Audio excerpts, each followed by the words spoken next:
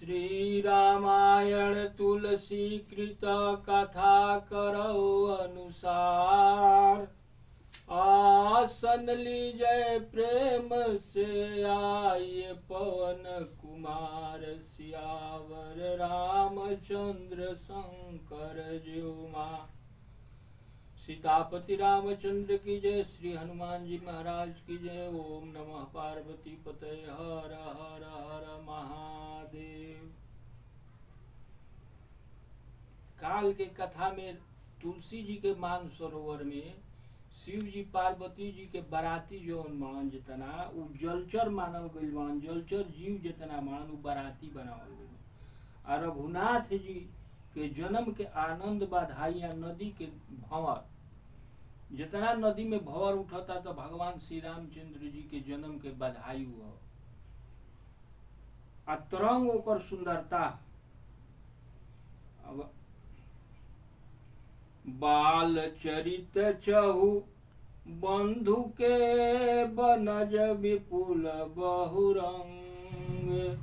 नृपरानी परिजन सुकृत मधुकर बारी विहंग। सियावर रामचंद्र शंकर ज्यों रंग।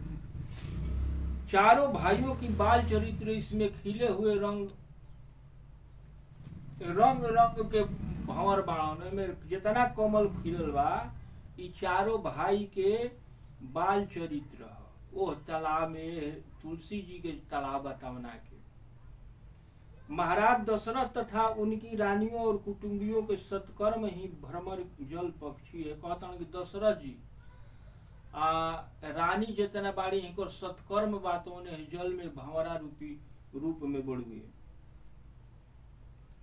सिए स्वयंवर कथा सुहाई असरित सुहावनी सोछ बिछाई। नदी नाव पट प्रश्न अनेका केवट कुशल उत्तर सविवेका। सीता जी के स्वयंवर सुंदर कथा की सुंदर सभी छवि इस नदी में प्रकाश हो रही है। नदी के सुंदरता जौन बात उन सीता जी के स्वयंवर के कथा बा। अनेक सुंदर प्रश्न जौन बा नदी के नाव है। जितना भी ये सरोवर में प्रश्न बा तो उन सब नदी के नाव है। उनके विवेक युक्त उत्तर कुशल केवट है। और जो उनकर विवेक युक्त उत्तर कुशल केवट है। जितना उत्तर हमें दिल बा वो केवट बढ़ गए।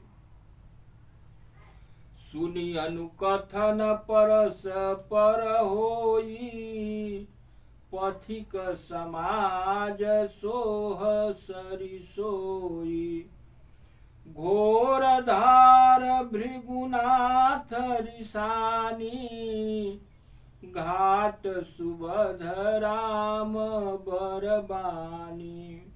इस कथा में सुनने के बाद आपस में जो चर्चा होती है वह इस नदी का यात्रा है। यात्रा शोभा जैसे आदमी यात्री ओहिजा जितना भी बाणन कहतन कि एह नदी के चर्चा जौन हो रहल बा तौन उहे हवन।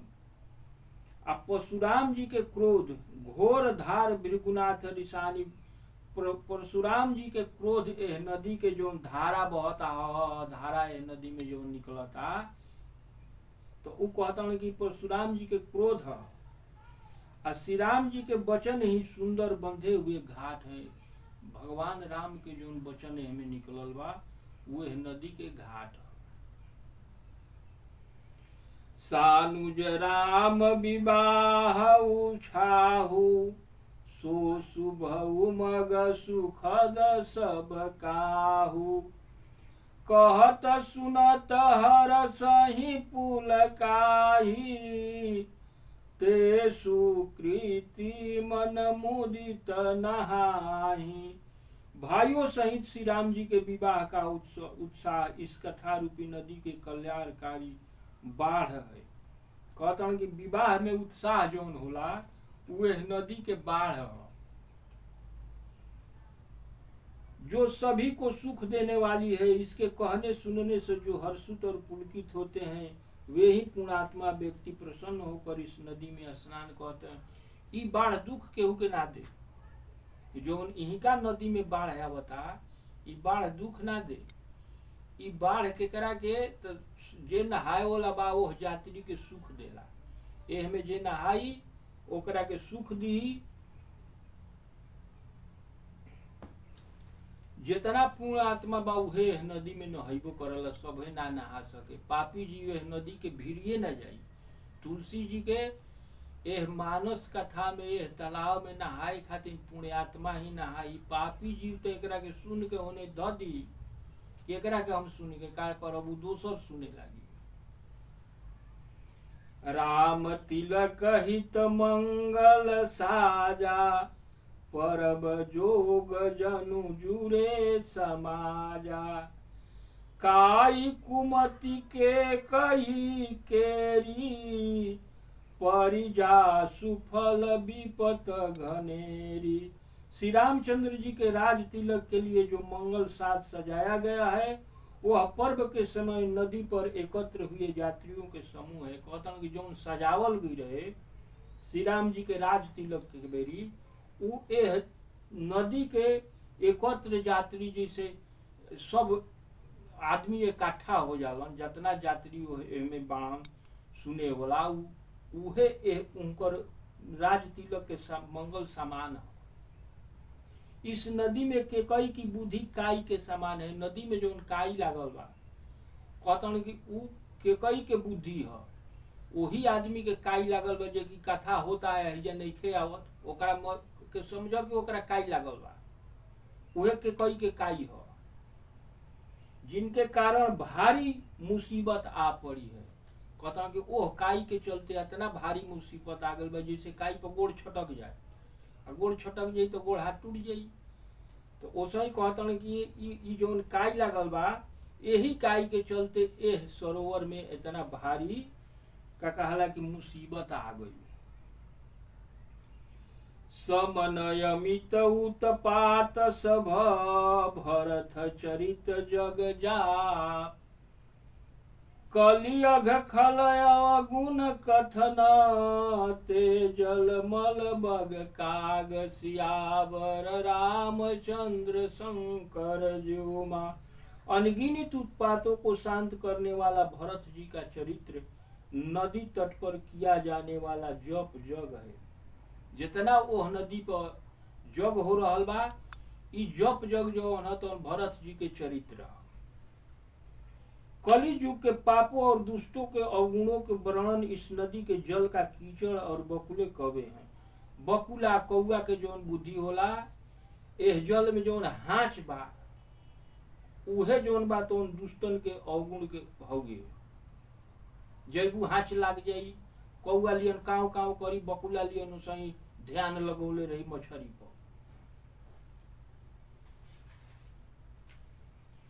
कीरत सरित छहुरी तुरूरी, समय सुहावनी पावनी भूरी। हिम हिम शैल सुता शिव ब्याहू, शिशिर सुखद प्रभु जनम उछाहू। यह कृति रूपी नदी 6 ऋतुओं में सुंदर लगती है। ये कौनो ऋतु में कह यह कथा के कौनो ऋतु में कहबू खराब ना लगी, 6 ऋतु में सुंदरे लागला।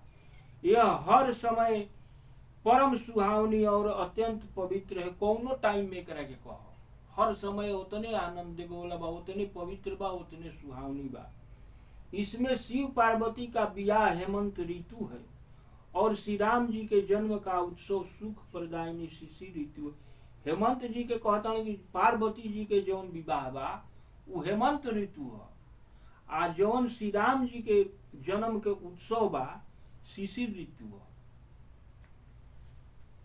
वर्णव राम विवाह समाजू, सोमुद मंगलमय ऋतुराजू। ग्रीष्म दुसह राम वन गमनु, पंथ कथा खरयापत पवनु। श्री राम जी के विवाह समाज का वर्णन ही मंगलमय बसंत ऋतु है। श्री राम जी के जो बियाह बा तो समाज के मंगलमय बसंत ऋतु है। श्री राम जी का वन गमन दुसह ग्रीष्म ऋतु है, गर्मी के ऋतु। जैसे लू में आदमी जरल हन वैसे ही कर वन गमन जो बा तो न। और मार्ग की कथा कड़ी धूप और लू है। रास्ता में जो चल रहल बा घरे ले अब निकल के जब रास्ता में चल दिलन तो कहतन उहे लू का धूप हो गए। बरसा घोर निशाचर रारी असुर कुल साली सुमंगलकारी। राम राज सुख विनय बड़ाई विशद सुखद सोई शरद सुहाई। राक्षसों के साथ घोर युद्ध वर्षा ऋतु है। वर्षा ऋतु जो कहता उनके होता तो राक्षसन जो युद्ध भइल बा वर्षा ऋतु है जो देव कुल रूपी धान के लिए कल्याण करने वाली है। श्री राम जी के राज्यकाल का सुख विनम्रता और बड़ाई ही निर्मल सुख देने वाली सुहावनी शरद ऋतु है। कहता कि जितना श्री राम जी के गुण बा वो सब सुख देवे वाला शरद ऋतु है। सती शिरोमणि सिय गुण गाथा सोई गुण अमल अनुपम पाथा। भरत सुभाव सुशीतलताई सदा एक रस बरनी न जाई। अनुपम सतियों के में शिरोमणि सीता जी के गुणों की कथा इस पवित्र नदी का जल का निर्मल और अनुपम गुण है। जल में जो गुण बा कहते कि सीता जी के सतीत्व के सीता जी के गुण के कथा यह पवित्र नदी का निर्मल जल है।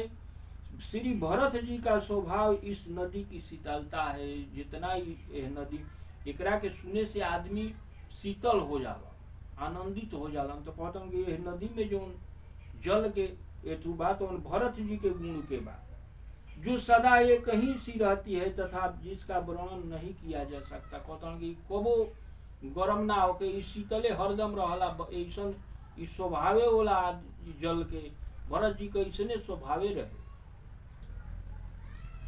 अवलोकनी बिलो बिल बोलनी मिलनी प्रीति परस परहास। भायप भली चहु बंधु की जल माधुरी सुबास सियावर रामचंद्र शंकर ज्योमा। चारों भाइयों का परस्पर देखना बोलना मिलना एक दूसरे से प्रेम करना हंसना भाईपन इस नदी के जल की मधुरता और सुगंध है। यह जल के मधुरता सुगंधता का बा कि यह चारों भाई में आपस प्रेम जोन बा बोल चाल बा उहे एह नदी के सुगंधता बा अमधुरता बा।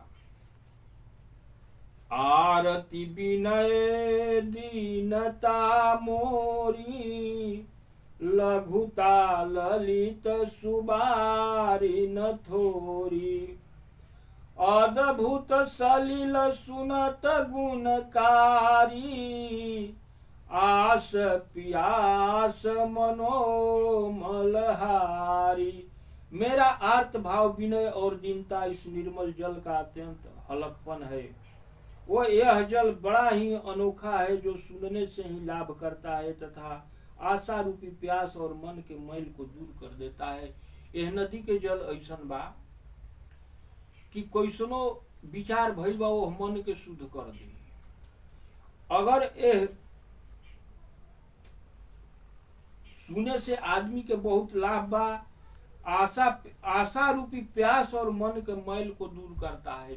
कतनो आदमी दुख में हुईहन ई कथा सुनिहन तो जरूर बा कि ओकरा कुछ सुख मिली आ मन में जो मैल बा ओकरा के दूर कर देला ई कथा।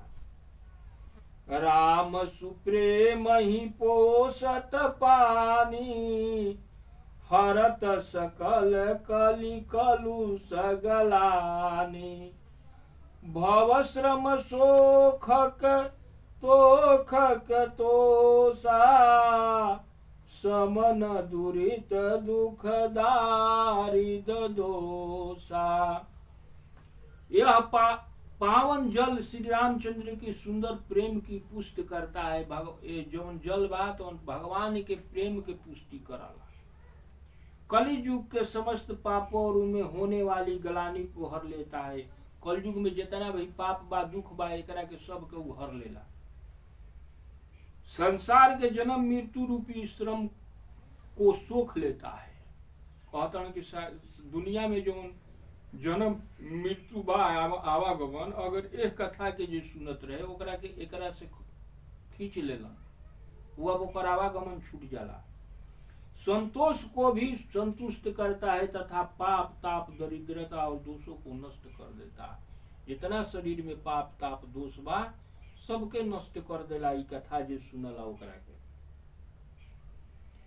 काम कोह मद मोह नसावन, विमल विवेक विराग बढ़ावन। सादर मंजन पान किए ते, अमिट ही पाप परिताप हिए ते। यह जल काम क्रोध मद और मोह को नाश करने वाला तथा निर्मल ज्ञान और वैराग्य को बढ़ाने वाला है। कहता कि एक जल कैसन बा कि पाप ताप सब नष्ट कर दी और निर्मल ज्ञान के बढ़ावा दी।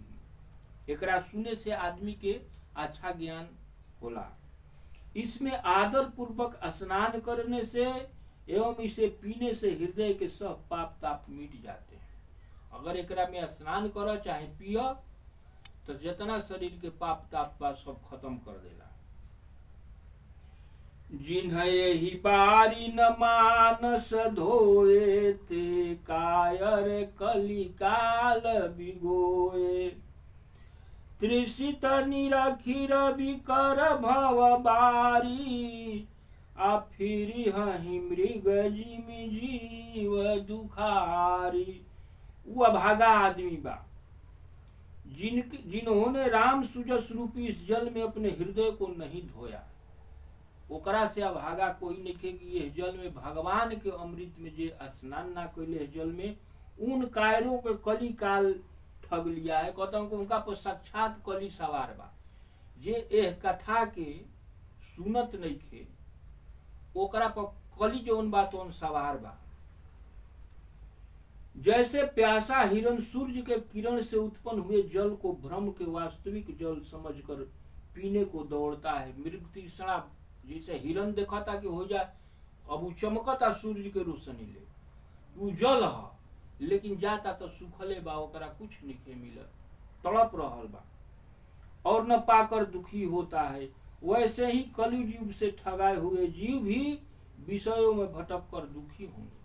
तन की जीव जौन बा तो अपना ए कलयुग के प्रभाव से ई कथा ना सुनी उ चुपचाप किनारा बैठ जाई जाके, ओकरा हिजा आवले ना जाई। जहाँ कथा होई तहाँ आइए न सके, वो कहीं किनारा जाके सटक जाई। ओकरा मतलब बा कि ओकरा पर कली एकदम सवार बाड़ी, वो कली उनका के घेरले बाड़ी। तो का होई आखिरी में के उ जीव दुखी होई, ओकरा कभी सुख मिलबे ना करी। मति अनुहारी सुबारी गुण गन गनि मनय नहाई, सुमिरी भवानी शंकर ही कह कवि कथा सुहाई। सियावर रामचंद्र शंकर जीवा। बुद्धि के अनुसार इस जल के गुणों का विचार करके उसमें अपने मन को स्नान कराकर तथा शंकर पार्वती को स्मरण करके तुलसीदास ये सुंदर कथा कहता तुलसी जी कि अपना बुद्धि के अनुसार यही जल में गुणों के विचार करके उसमें मन को स्नान करा कर कहते हैं कि हम विचार करके तब इस सरोवर में अपना मन के स्नान करा के तो का कोई नहीं भाई कि अब शुरू करतनी शंकर पार्वती जी के तुलसीदास सुंदर कथा अब कहतनी कि अब कहतनी अतना देरी ले तालाब के वर्णन कैलन कि तालाब के हये प्रभाव बा अब कहतन कि यही तालाब में हम अब नहा के आ शंकर पार्वती जी के कथा अब हम कहब। भारद्वाज मुनि बसहि प्रयागा अति नहीं राम पद अति अनुरागा तापस समदम दया निधाना परमारथ पथ परम सुजाना। भारद्वाज मुनि प्रयाग में बसते हैं। बहुत बढ़िया संतोष समय के भारद्वाज जी प्रयाग में बसत रही। उनका श्री राम जी के चरणों में अत्यंत प्रेम है। वे तपस्वी हैं। उनकर भगवान श्री राम में बहुत प्रेम रहे और बहुत भारी तपस्वी रहन। दया के निधान और परमार्थ के मार्ग में अत्यंत चतुर है। कहता कि दयालु भी रहन परमार्थी भी रहन। ये सब में उनका चूके के ना रहे काहे कि ए में जे चुकला उ कबो बढ़िया संत ना हो। माघ मकर गतर बीजब होई आ तीरथ पति आव सब कोई। देव धनुज की नर नर श्रेणी सादर मजहि सकल तीर बेनी। माघ में जब सूर्य मकर राशि पर जाते हैं तब सब लोग तीर्थ प्रयाग में आते हैं। जैसे कुंभ लागला तो सबे ओहिजा जुटला तो ओहिजा सब देवता माघ में जब सूर्य मकर संक्रांत के दिन सब देवता साधु संत जे भी बा सुंदर जीव ओहिजा जाके स्नान करला। दैत किन्नर सब मनुष्य आदर पूर्वक त्रिणी। अब ओहिजा ई ना रहे कि हिंकर रोकबा सब कोई ओहिजा स्नान करला।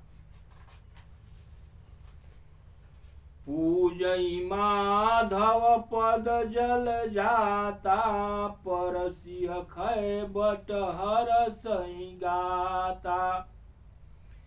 भारद्वाज आश्रम अति पावन परम रम्य मुनिवर मन भावन। वे श्री बेणी माधव जी के चरण कमलों को पूजते हैं। जे भी जाला भगवान के चरण के पूजा करला और अक्षय बट का स्पर्श करके पूजा अक्षय बट बा वो आज तक से बा बट जमुना के ब्रह्म निरूपण धर्म विधि बरनहि तत्व विभाग। कहहि भगति भगवंत के संयुत ज्ञान विराग। सियावर रामचंद्र शंकर ज्यो मां। आज कथा इतनी भयो सुनो सजन चित लाए। जो जग जहाँ से आए हैं विदा ले हर साय। सियावर रामचंद्र शंकर ज्यो मां।